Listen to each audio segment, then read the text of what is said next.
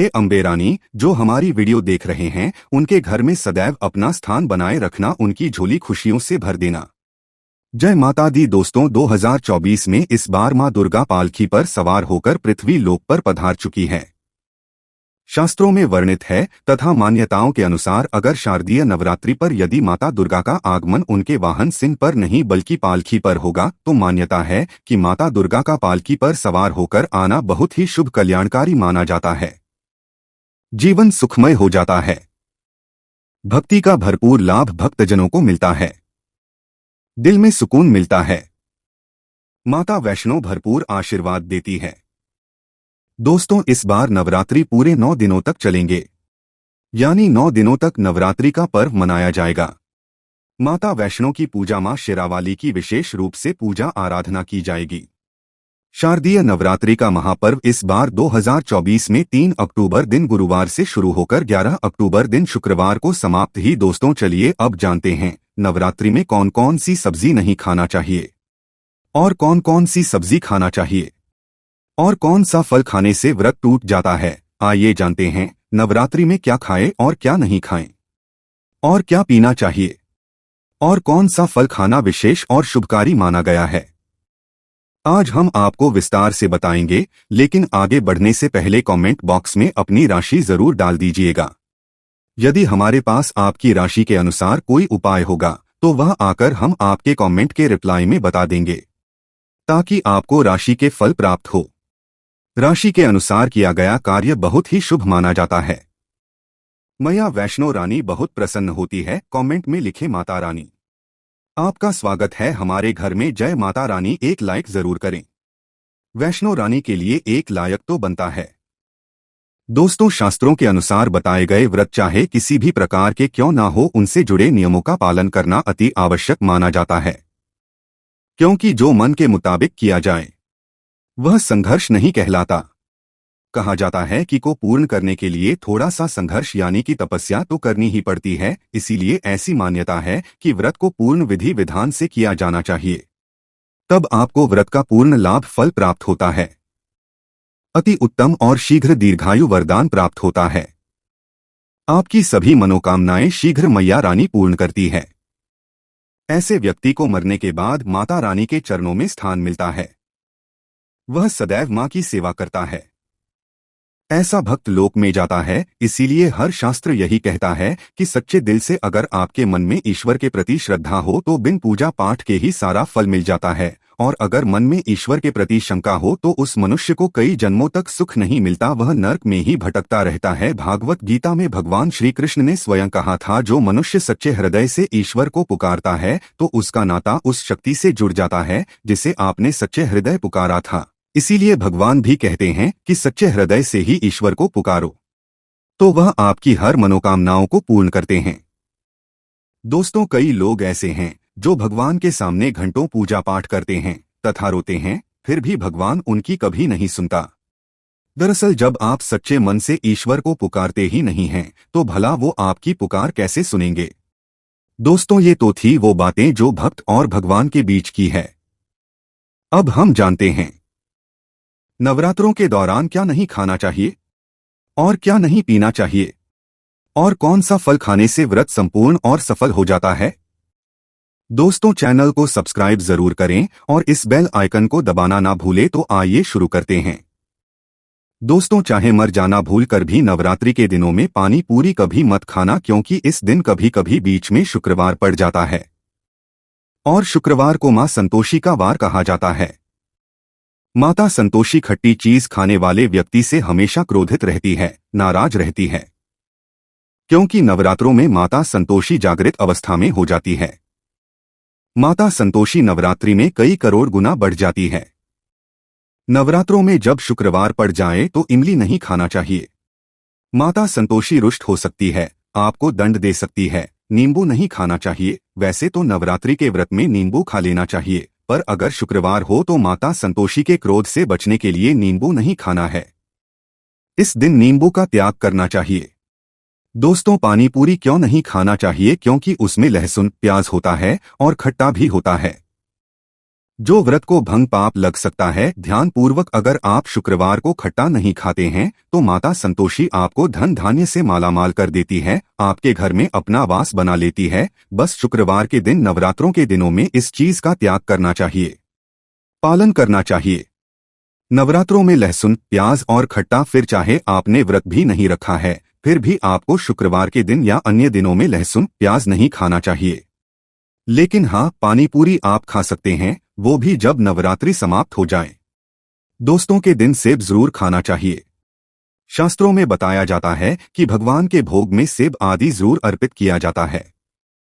अगर आपका व्रत है तो आपको सेब जरूर खाना चाहिए। केला, पपीता, तरबूज और मीठे अंगूर जरूर खाना चाहिए।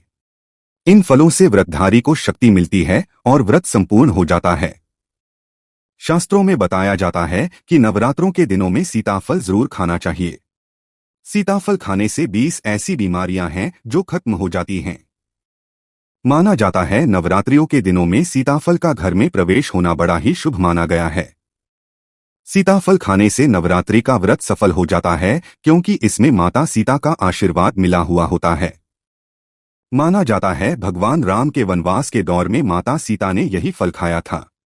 नवरात्रि के दौरान इसे जो भी खाता है उसे दुखों का सामना नहीं करना पड़ता। सीताफल आपको जरूर खाना चाहिए। माता सीता प्रसन्न होती है और आशीर्वाद देती। दोस्तों, नवरात्रों में तेल की तली हुई हरी मिर्च खा सकते हैं, लेकिन कम मात्रा में खाना है। व्रत के दौरान ज्यादा तीखा नहीं खाना चाहिए। व्रत में तीखा खाने से व्रतधारी की जो पेट की आंतें होती हैं उसमें जख्म हो सकते हैं। क्योंकि इस दौरान हम व्रत का पालन करते हैं तो हमारे पेट में कुछ नहीं होता, इसीलिए हल्का खाना खाना सर्वोप्रिय और उत्तम माना जाता है। व्रतधारी को रसीले आलू अवश्य खाना चाहिए। इससे हमारे शरीर में ऊर्जा की भरपूर जरूरत जो होती है पूरी हो जाती। आप आलू का पानी पी सकते हैं। रसीले आलू जरूर खाना चाहिए। दोस्तों, नवरात्रों में भिंडी की सब्जी जरूर खाना चाहिए। भिंडी में कई ऐसे पोषक तत्व होते हैं जो हमारी हड्डियों को मजबूत बनाते हैं तथा नवरात्रों में बैंगन की सब्जी जरूर खाना चाहिए। लेकिन याद रहे, जब नवरात्रों में सोमवार पड़ जाए तो बैंगन की सब्जी मत खाना, पाप लगेगा। नवरात्रों में सब्जी में हरा धनिया जरूर डालना चाहिए। हरे धनिये से भी व्रतधारी को पोषक तत्व मिलते हैं। नवरात्रों में हरा धनिया अवश्य खाए, इससे जो शुगर लेवल वो कम हो जाएगा। नवरात्रों में रिफाइंड का तेल और सरसों का तेल भूलकर भी व्रत के दौरान नहीं खाना चाहिए। मूंगफली का तेल और देसी घी और गोले का तेल खाना अच्छा माना जाता है। दोस्तों, नवरात्रों में व्रतधारी को डब्बा बंद लस्सी, डब्बा बंद जूस नहीं पीना चाहिए। उसमें कई केमिकल मिले होते हैं जिसके कारण आपका व्रत टूट सकता है। जब भी आप फलों का जूस पिए तो याद रखें उसमें नमक ना डालें, नहीं तो व्रत टूट जाएगा। साथ ही साथ जूस में बर्फ भी नहीं डालना ही फलों का सादा जूस पीने से व्रत सफल होता है। दोस्तों, नवरात्रि के दौरान सिंघाड़े का आटा या कुटू का आटा खाने से पहले यह देख ले कि आटा पुराना नहीं होना चाहिए, क्योंकि पुराने आटे में कीड़े वगैरह पड़ जाते हैं जिसके कारण आपका व्रत टूट सकता है। क्योंकि यह छोटे छोटे कीड़े हमें दिखाई नहीं देते और आपके मुंह तक पहुंच जाते हैं। ऐसा आटा खाना मतलब कीड़े मकोड़ों का मांस खाने के बराबर माना गया है। दोस्तों, नवरात्रि के दौरान आप शाम के समय खाने में दही ले सकते हैं, आलू वगैरह खा सकते हैं, आलू के चिप्स खा सकते हैं, साबूदाने की टिकिया बनाकर खा सकते हैं, साबूदाने की खिचड़ी खा सकते हैं, आलू के पापड़ भी खा सकते हैं। कई सब्जियां तो ऐसी है जो नवरात्रि के दौरान भोजन में शामिल कर सकते हैं। इससे आपको एनर्जी मिलेगी और व्रत सफल हो जाएगा। नवरात्रि के दौरान आप दूध पी सकते हैं जो आपको ताकत देगा, चाय वगैरह भी पी सकते हैं। लेकिन याद रहे उसमें नमक ना डालें। चाय में नमक डालने से व्रत भी टूट जाएगा और हड्डियां भी गल जाती। एक बात का ध्यान रहे, व्रतधारी को पेट भर खाना यानी गले तक भोजन नहीं करना चाहिए, नहीं तो व्रत रखने का कोई भी फायदा नहीं होगा। थोड़ा थोड़ा खा सकते हैं। दोस्तों, नवरात्रि के 9 दिन आदि शक्ति मां दुर्गा को समर्पित होते हैं। नवरात्रि के 9 दिन माता रानी के 9 अलग अलग स्वरूपों का पूजन किया जाता है। नवरात्रि के 9 दिनों तक माता रानी को अलग अलग स्वरूप के हिसाब से अलग अलग पुष्प, अलग अलग भोग अर्पित किए जाते हैं। लेकिन क्या आप जानते हैं, कुछ ऐसी वस्तुएं हैं जिन्हें नवरात्रि के दौरान भूलकर भी माता रानी को अर्पित नहीं करना चाहिए। अगर वस्तुओं को आप गलती से भी माता रानी को अर्पित कर देते हैं तो आपको व्रत और पूजन का पूर्ण लाभ नहीं होगा। इसीलिए माता रानी की कृपा प्राप्त करने के लिए आपको ये जानना अति आवश्यक है कि वो कौन सी ऐसी वस्तुएं हैं जो माता रानी के पूजन में भूलकर भी इस्तेमाल नहीं करना चाहिए। तो आइए मां का जयकारा लगाते हुए वीडियो को शुरू करते हैं। दोस्तों, नंबर 1, नवरात्रि के दौरान शादीशुदा महिलाओं को सफेद कपड़े पहनकर पूजा पाठ नहीं करना चाहिए। साथ ही साथ काले कपड़े भी नहीं पहनना चाहिए। इससे पूजा व्रत आदि खंडित जाते हैं। माता की चौकी जब आप लगाएं तो उसके नीचे कागज नहीं लगाना चाहिए। माता की चौकी हमेशा लाल कपड़ा बिछाकर ही लगानी चाहिए। हमेशा याद रहे, नवरात्रों के इन 9 दिनों तक व्रतधारी को अपना आसन मां की चौकी के आगे ही लगाना चाहिए और वहीं पर आपको सोना चाहिए। मंदिर को नवरात्रों के दौरान अकेला नहीं छोड़ा जाता, बहुत ही अशुभ माना जाता है। जरा आप ही सोचिए, माता रानी 9 दिनों के लिए धरती पर आकर आपके घर में रहने के लिए आई है और ऐसे में आप अकेला अगर छोड़ते हैं तो माता भी आपको छोड़कर चली जाएंगी। वह कहेंगी इसको मेरी जरूरत नहीं है, वह अकेली पड़ जाती है, इसीलिए माता के पास में ही सोना चाहिए। दोस्तों, नंबर 2, नारियल। हिंदू धर्म में नारियल को समृद्धि, धन, श्रद्धा और सम्मान का सूचक माना जाता है। नारियल को श्रीफल भी कहा जाता है। नारियल को सुख समृद्धि में वृद्धि करने वाला माना जाता है। नारियल का हर मांगलिक कार्य में विशेष महत्व होता है। जैसे कि आप जानते हैं कि माता रानी के कई मंदिरों में नारियल से बलि भी दी जाती है और माता रानी के पूजन में नारियल का इस्तेमाल हम सभी करते हैं। खासकर कलश की स्थापना नारियल रखकर ही की जाती है। माता रानी के पूजन में हम नारियल इस्तेमाल करते समय कुछ गलतियां कर बैठते हैं। दोस्तों, नारियल कई प्रकार के होते हैं। एक हरा, दूसरा सूखा जिसके अंदर पानी होता है। जिस नारियल के अंदर पानी होता है, माता रानी के पूजन में सदैव पानी वाला और जटा वाला नारियल ही इस्तेमाल करें। नारियल होना चाहिए, नारियल चटका हुआ या टूटा हुआ नहीं होना चाहिए, क्योंकि साबुत नारियल ही पूर्ण और पवित्रता का प्रतीक होता है। साबुत नारियल ही सुख समृद्धि का प्रतीक होता है। साबुत नारियल को ही श्रीफल यानी कि मां लक्ष्मी का फल कहा जाता है। नवरात्रि में माता रानी के कलश की स्थापना करते समय जटा वाला यानी पानी वाला नारियल ही कलश पर स्थापित करना चाहिए। साथ ही ये ध्यान रखना चाहिए कि नारियल को सदैव कलश के ऊपर लेटा कर रखना चाहिए। घट स्थापना करते कभी भी नारियल को खड़ा करके नहीं रखा जाता। नारियल को सदैव लिटाकर कलश के ऊपर रखा जाता है। साथ ही नारियल को स्थापित करने से पहले आप नारियल को लाल कपड़े में लपेटकर उस पर और फिर लाल चुनरी उड़ाकर आप नारियल को कलश के ऊपर स्थापित करें। शास्त्रों के अनुसार कलश के ऊपर जब सही तरीके से नारियल रखा जाता है और सही प्रकार का नारियल रखा जाता है तभी ही व्रत और पूजन का पूर्ण फल प्राप्त होता है। ये भी ध्यान रहे कि महिलाएं माता रानी को नारियल अर्पित तो कर सकती हैं, लेकिन कभी भी माता रानी के सामने नारियल को भूलकर भी उन्हें तोड़े, क्योंकि नारियल बीज रूप होता है और स्त्रियां बीज रूप से ही शिशु को जन्म देती है। इसीलिए कभी भी महिलाओं को नारियल नहीं तोड़ना चाहिए। दोस्तों, नंबर 3, लौंग। लौंग हम सभी माता रानी के पूजन में इस्तेमाल करते हैं, लेकिन लौंग का इस्तेमाल करते समय एक बहुत बड़ी गलती कर बैठते हैं। हमेशा ध्यान रखना चाहिए कि माता रानी को सदैव फूल वाली लौंग ही अर्पित करना चाहिए। जिस लौंग के ऊपर फूल नहीं होता या फिर जिस लौंग के लकड़ी की डंडी नहीं होती, उसको आप माता रानी के पूजन में भूलकर भी इस्तेमाल ना करें। फूल वाले लौंगों को ही पूर्ण माना जाता है और माता रानी की पूजन में कोई भी अपूर्ण वस्तु, कोई भी खराब वस्तु या टूटे हुए अक्षत इस्तेमाल नहीं करना चाहिए। इसीलिए सदैव माता रानी के पूजन में फूल वाली लौंग का ही इस्तेमाल करें। दोस्तों, नंबर 4, तुलसी के पत्ते अर्पित नहीं करने चाहिए। मां दुर्गा के पूजन में तुलसी पत्र का इस्तेमाल करना वर्जित माना जाता है। तो पत्र के अलावा आंवला भी माता रानी को अर्पित नहीं करना चाहिए और दुर्भा भी माता रानी को अर्पित नहीं करना चाहिए। दुर्भा भगवान श्री गणेश को अति प्रिय है। नवरात्रि में आप भगवान गणेश को दुर्बा अर्पित कर सकते हैं।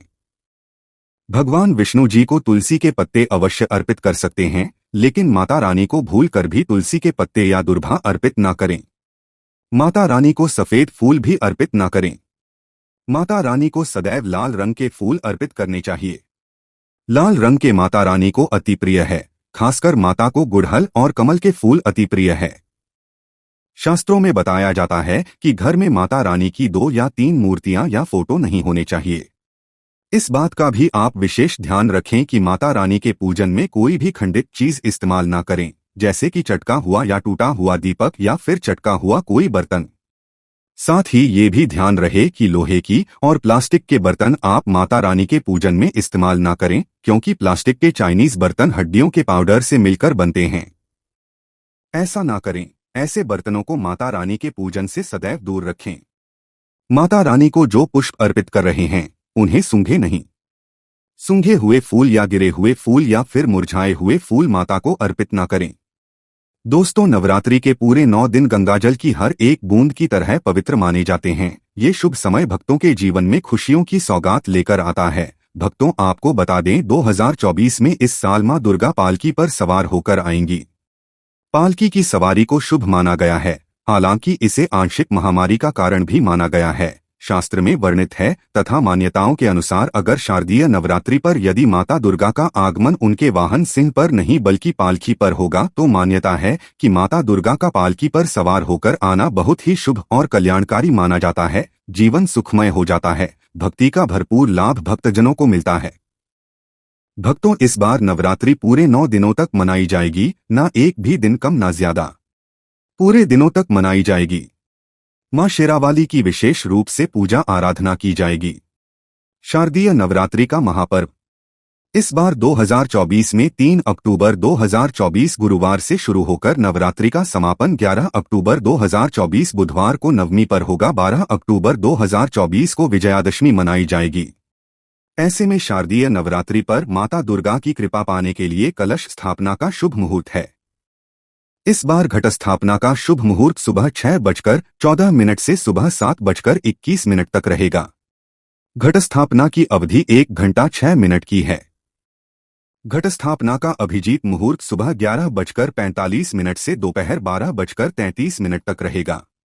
महाव्रत में की गई पूजा बहुत ही शुभ मानी जाती है। इससे समस्त देवी देवताओं की कृपा प्राप्त होती है और पूजा पाठ का फल कई लाख गुण प्राप्त होता है। ऐसे में जो व्यक्ति नवरात्र आने से पहले घर से ये चीजें बाहर कर देता है तो उसके घर में मां वैष्णो का होगा आगमन, माता लक्ष्मी का होगा वास, मां शेरावाली आपकी झोली खुशियों से भर देंगे। इसीलिए नवरात्र आने से पहले घर से ये चीजें फौरन हटा दे। भक्तों, आज हम कुछ ऐसे ही गलतियों के बारे में जानेंगे जो अगर आपके घर में भी होती है तो माता लक्ष्मी कभी नहीं करती ऐसे घर में प्रवेश। चाहे आप कितने ही पूजा पाठ कर लो, माता लक्ष्मी ऐसे घर में कभी नहीं आती। ऐसे घर से देवी देवता भी हमेशा रहते हैं नाराज। भक्तों, पूरी जानकारी को देखने के लिए इस वीडियो को अंत तक जरूर देखें। सच्ची श्रद्धा से कमेंट बॉक्स में लिखें जय मां लक्ष्मी। मां लक्ष्मी के लिए एक लाइक तो बनता है। दोस्तों, सबसे पहले नवरात्रि के पहले ही मंदिर की अच्छी तरह से साफ सफाई कर ले। मंदिर के अंदर अगर पुरानी मालाएं है, टूटी फूटी मूर्तियां है, उसके साथ ही खाली माचिस की डिब्बी रखे हुए है तो उन्हें बाहर फेंक दे तथा खंडित को किसी नदी में प्रवाहित कर दे। घर में छोटे बच्चों को नवरात्रि का व्रत नहीं रखना चाहिए, इससे उनकी जान को खतरा हो सकता है क्योंकि इस व्रत में शरीर को अधिक शक्ति की जरूरत होती है। माता शेरावाली की तस्वीर अगर कांच के फ्रेम की है और वह हल्की सी भी अगर टूटी हुई हो तो ऐसी कांच को बदलवा ले या ऐसी तस्वीर को जल में विसर्जित कर दें। टूटी मूर्ति की पूजा करने से, टूटी तस्वीर की पूजा करने से आपकी भक्ति व्रत आदि सब टूट जाता है, आपका व्रत खंडित हो जाता है। दोस्तों, नवरात्रि के 9 दिन बहुत ही पवित्र होते हैं। नवरात्रि के 9 दिनों घर को साफ सुथरा और पवित्र रखना अति आवश्यक है। इसीलिए नवरात्रि के 9 दिनों में ब्रह्मचर्य का पालन किया जाता है और तामसिक भोजन ग्रहण नहीं किया जाता। नवरात्रि के 9 दिनों में माता रानी के भक्तों को प्याज, लहसुन, मांस, मदिरा और अंडे से दूर रहना चाहिए। अधिकतर भक्त नियम का पालन भी करते हैं, लेकिन वह एक गलती कर बैठे हैं, वो नवरात्रि के 9 दिनों में अपने घर इन अपवित्र चीजों को रख लेते हैं। ऐसा भूल कर भी नहीं करना चाहिए। भागवत पुराण के अनुसार नवरात्रि के 9 दिनों तक माता रानी अपने भक्तों के घर में वास करती है। अगर आप भी चाहते हैं कि माता रानी आपके घर में वास करें तो आप अपने घर के वातावरण को पवित्र रखें और नवरात्रि शुरू होने से पहले ही अपने घर से प्याज, लहसुन, मीट, अंडा और मदिरा को बाहर निकाल दें। घर को साफ रखें। इन वस्तुओं को घर से बाहर निकालने के बाद अपने घर में गंगा जल का छिड़काव अवश्य करें। भागवत गीता में भगवान कृष्ण कहते हैं, बगैर गंगा जल छिड़काव कोई भी मंगल कार्य सफल नहीं माना जाता। गंगा जल का छिड़काव स्वयं भागवत गीता में श्री कृष्ण ने बताया था। अगर आपके घर में गंगा जल ना हो तो मार्केट से गौमूत्र ला सकते हैं और गौमूत्र लाकर आप गौमूत्र का अपने घर में छिड़काव करें। बस थोड़ा सा पानी में डाल ले, आपके घर का वातावरण पवित्र हो जाएगा। घर में मौजूद नकारात्मक ऊर्जा भी नष्ट हो जाएगी और जिस घर में वातावरण पवित्र होता है और नकारात्मक ऊर्जा नहीं होती, वह माता रानी का वास सदैव होता है। नवरात्रि के पहले आप अपने पूरे घर की अच्छी तरह से साफ सफाई कर ले। घर में जो भी फालतू सामान है, फटे पुराने कपड़े, उन्हें बाहर निकाल दे। घर में बेकार पड़ा सामान नकारात्मक ऊर्जा लाता है, इसीलिए गंदगी बिल्कुल भी ना। धूप दीप जलाकर वातावरण को स्वच्छ रखे। दोस्त, माता के आगमन के लिए घर का दरवाजा जरूर सजाना चाहिए, इससे माता आकर्षित होती है और घर के द्वार में प्रवेश करती है। माँ के आगमन के लिए द्वार को फूलों से सजाना। दोस्तों, कई लोग ऐसे हैं जो माता रानी की चौकी कागज बिछाकर बनाते हैं, जो कि बिल्कुल गलत माना गया है। माता की चौकी के लिए आप नीचे लाल कपड़ा बिछाए, काला कपड़ा और सफेद कपड़ा भूलकर भी नहीं बिछाना, ध्यान रखे। कपड़ा फटा भी नहीं होना चाहिए। भक्तों, अगर आपके घर में देवी देवताओं की खंडित मूर्ति, दिया या फटा हुआ चित्र अगर हो तो उसे किसी पवित्र नदी में विसर्जित कर दे, क्योंकि ऐसी मूर्तियां और चित्र दुर्भाग्य लाती है। देवी देवताओं की खंडित मूर्ति की पूजा ना करें और ना ही उन्हें घर में रखें, क्योंकि उन्हें घर में रखना बुरा माना जाता है।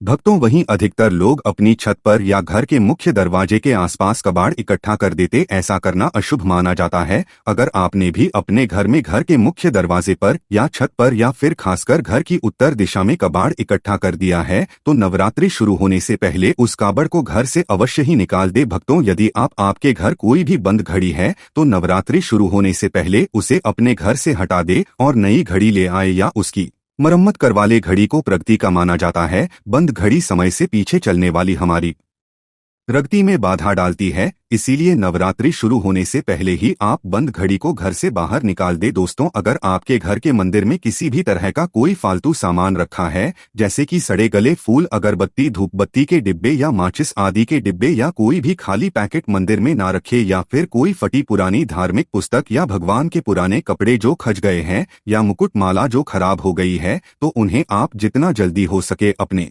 मंदिर से हटा दी। नवरात्रि से पहले आप अपने मंदिर की और मंदिर के आसपास की साफ सफाई अवश्य ही करें, तभी माता रानी की चौकी स्थापित करें। इसके साथ ही आप अपने धन रखने के स्थान की सफाई भी अवश्य करें, क्योंकि नवरात्रि के दौरान मां लक्ष्मी भी गृह प्रवेश करती है। धन रखने के स्थान पर तरह का कोई भी फालतू सामान, टूटा हुआ सामान ना रखें। धन रखने के स्थान को मंदिर की तरह ही साफ रखें। नवरात्रि के दौरान माता रानी की पूजा में कौड़ियों को शामिल करें। माता रानी के साथ साथ रोजाना कौड़ी का भी पूजन करें। इसके बाद कौड़ी को धन रखने के स्थान पर रख दें। ऐसा करने से बरकत हमेशा होती है। अगर आपके पास पुराने जूते चप्पल इकट्ठे हो गए हैं तो नवरात्रि से पहले उन्हें घर से बाहर निकाल दें। जूते चप्पल की अशुभता के कारण ही घर में नकारात्मक ऊर्जा आती है और घर में अशांति और तरह का माहौल रहता है। नवरात्रि आने से पहले घर से निकालना ना भूले। अगर जिस घर में ज्यादा होता है उस घर में माता रानी का भी वास नहीं करती। साथ ही साथ टूटे फूटे बर्तन अगर घर में पड़े हैं या टूटा हुआ आईना भी अगर घर में हो तो उसे भी निकाल दी। घर में टूटे फूटे ईंट पत्थर भी नहीं रखे चाहिए, इससे माता लक्ष्मी नाराज हो जाती है।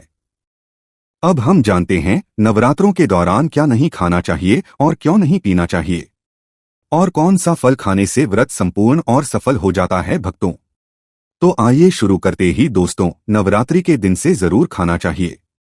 शास्त्रों में बताया जाता है कि भगवान के भोग में सेब आदि जरूर अर्पित किया जाता है। अगर आपका व्रत है तो आपको केला, पपीता, तरबूज और मीठे जरूर खाना चाहिए। इन फलों से व्रतधारी को शक्ति मिलती है और व्रत संपूर्ण हो जाता है। शास्त्रों में बताया जाता है कि नवरात्रों के दिनों में सीताफल जरूर खाना चाहिए। सीताफल खाने से 10 ऐसी बीमारियां हैं जो खत्म हो जाती हैं। माना जाता है कि नवरात्रों के दिनों में सीताफल का घर में प्रवेश होना बड़ा ही शुभ माना गया है। सीताफल खाने से नवरात्रि का व्रत सफल हो जाता है, क्योंकि इस माता सीता का आशीर्वाद मिला हुआ होता है। नवरात्रि के दौरान सीताफल खाता उसे दुखों का सामना नहीं करना पड़ता। सीताफल आपको जरूर खाना चाहिए। भक्तों, नवरात्रि के 9 दिन शक्तिमान दुर्गा को समर्पित होते हैं। नवरात्रि के 9 दिन माता रानी के 9 अलग अलग स्वरूपों का पूजन किया जाता है। नवरात्रि के 9 दिनों में माता रानी को अलग अलग स्वरूप के हिसाब से अलग अलग भोग अर्पित जाते हैं। लेकिन क्या आप जानते हैं कुछ ऐसी वस्तु हैं जिन्हें नवरात्रि के दौरान भूलकर भी माता रानी को अर्पित नहीं करना चाहिए। अगर इन वस्तुओं को आप गलती से भी माता रानी को अर्पित कर देते हैं तो आपको व्रत और पूजन का पूर्ण लाभ नहीं होगा। इसीलिए माता रानी की कृपा प्राप्त करने के लिए आपको यह जानना अति आवश्यक है कि वह कौन सी ऐसी वस्तु है जो माता रानी के पूजन में भूलकर इस्तेमाल नहीं करना चाहिए। तो आइए माँ का जयकारा लगाते हुए वीडियो को शुरू करते हैं। भक्तों, नंबर 1, नवरात्रि के दौरान शादीशुदा महिलाओं को सफेद कपड़े पहनकर पूजा पाठ नहीं करना चाहिए। साथ ही साथ काले कपड़े भी नहीं पहनना चाहिए, इससे पूजा व्रत आदि खंडित हो जाती है। माता की चौकी जब लगाए तो उसके नीचे कागज नहीं लगाना चाहिए। माता की चौकी हमेशा लाल कपड़ा बिछाकर ही बनाना चाहिए। हमेशा याद रहे, नवरात्रों के इन 9 दिनों तक व्रतधारी को अपना आसन चौकी के आगे ही लगाना चाहिए और मंदिर को नवरात्रों के दौरान अकेला नहीं छोड़ा जाता, बहुत ही अशुभ माना जाता है। इससे दुर्गा माता नाराज हो जाती है और हमेशा के लिए चली जाती है। भक्तों, नंबर 2, नारियल। हिंदू धर्म में नारियल को समृद्धि, धन, श्रद्धा और सम्मान का सूचक माना जाता है। नारियल को श्री भी कहा जाता है। नारियल को सुख समृद्धि में वृद्धि करने वाला माना जाता है। नारियल का हर मांगलिक कार्य में विशेष महत्व होता है। जैसे कि आप सभी जानते हैं कि माता रानी के कई मंदिरों में नारियल से बलि भी दी जाती है और माता रानी के पूजन में नारियल का इस्तेमाल हम सभी करते हैं। खासकर कलश की स्थापना नारियल रखकर ही की जाती है। माता रानी के पूजन में हम नारियल इस्तेमाल करते समय कुछ गलतियां कर बैठते हैं। भक्तों, नारियल कई प्रकार के होते हैं। एक हरा सूखा जिसके अंदर पानी होता है। जिस नारियल के अंदर पानी होता है, माता रानी के पूजन में सदैव पानी वाला और जटा वाला नारियल ही इस्तेमाल करें। नारियल का पूर्ण होना चाहिए। नारियल चटका हुआ या टूटा हुआ नहीं होना चाहिए, क्योंकि साबुत नारियल ही पूर्ण और पवित्रता का प्रतीक होता है। साबुत नारियल ही सुख समृद्धि का प्रतीक होता है। साबुत नारियल को ही श्रीफल यानी कि मां लक्ष्मी का फल कहा जाता है। नवरात्रि में रानी के कलश की स्थापना करते समय जटा वाला यानी पानी वाला नारियल ही कलश पर स्थापित करना चाहिए। साथ ही यह ध्यान रखना चाहिए कि नारियल को सदैव कलश के ऊपर लेटा कर रखना चाहिए। घट स्थापना करते समय कभी भी नारियल को खड़ा करके नहीं रखा जाता, नारियल को सदैव लेटा कर कलश के ऊपर रखा जाता है। साथ ही नारियल को स्थापित करने से पहले आप नारियल को लाल कपड़े में लपेटकर उस पर लाल चुनरी ओढ़ाकर आप नारियल को कलश के ऊपर स्थापित करें। शास्त्रों के अनुसार कलश के ऊपर जब सही तरीके से नारियल रखा जाता है और सही प्रकार का नारियल रखा जाता है, तब यह व्रत और भोजन का पूर्ण फल प्राप्त होता है। यह भी ध्यान रहे कि महिलाएं माता रानी को नारियल अर्पित कर सकती है, लेकिन कभी भी माता रानी के सामने नारियल को भूलकर भी नहीं बधेरना, क्योंकि नारियल बीज रूप होता है और स्त्रियां बीज रूप से ही शिशु को जन्म देती है। इसीलिए कभी महिलाओं को नारियल नहीं तोड़ना चाहिए। नवरात्रि में माता रानी का व्रत और पूजन किया जाता है, लेकिन नवरात्रि के दौरान सबसे ज्यादा महत्व होता है कन्या पूजन का। दोस्तों, माना जाता है व्रत और उपासना से माता रानी इतना पसंद नहीं होती है जितना कि कन्या पूजन से होती है। नवरात्रि में छोटी छोटी कन्याओं को माता रानी का स्वरूप माना जाता है। कन्याओं को भोग लगाया जाता है, उन्हें प्रसन्न किया जाता है और में आशीर्वाद मांगा जाता है। कन्याओं को प्रसन्न करने के लिए गिफ्ट आदि उपहार वगैरह दिए जाते हैं। माना जाता है अगर कन्याओं को कोई भेंट दी जाए और उसे खुशी खुशी स्वीकार कर ली तो इसका मतलब है माता रानी अर्थात माता वैष्णो ने भेंट स्वीकार कर ली। जिन पर कन्याएं प्रसन्न होती है तो समझो उन्हें माता रानी का आशीर्वाद मिल गया और माता रानी की कृपा से उन्हें मुंह मांगा वरदान प्राप्त होता। नवरात्रि में 2 साल से लेकर 10 साल तक की कन्या का पूजन होना चाहिए। अष्टमी अथवा नवमी को कन्याओं के पैर धोकर भोजन कराना, उपहार आदि देना श्रेष्ठ माना जाता है। आपके घर में संपन्नता बनी रहे तथा धन की कोई भी कमी ना हो, कन्याओं को कोई सुंदर गिफ्ट दे सकते हैं। शास्त्रों में बताया जाता है कि कन्या जितना खुश होती है, माता रानी उतना ही जल्द फल की प्राप्ति प्रदान करती है। ऐसे में चॉकलेट बॉक्स दे सकते हैं तथा खूबसूरत कपड़े दे सकते हैं। याद रहे, काले कपड़े ना दे और स्टील के बर्तन भी गिफ्ट के तौर पर दे सकते हैं। याद रहे कि कन्याओं को लोहे का कोई भी सामान नहीं देना चाहिए। भक्तों, जब कन्या अपने घर के लिए प्रस्थान करे तो उनके चरण जरूर छू ले और अपने मन में अपनी प्रार्थना को पूरा करें। सच्चे दिल से मांगी मुराद माता रानी अवश्य पूरी करती है। प्रिय भक्तों, आज के वीडियो में बस इतना। अपने द्वारा दी गई शास्त्रों अनुसार जानकारी आपको अच्छी लगी हो तो वीडियो को लाइक और कमेंट बॉक्स में जय माता रानी अवश्य लिखें। धन्यवाद।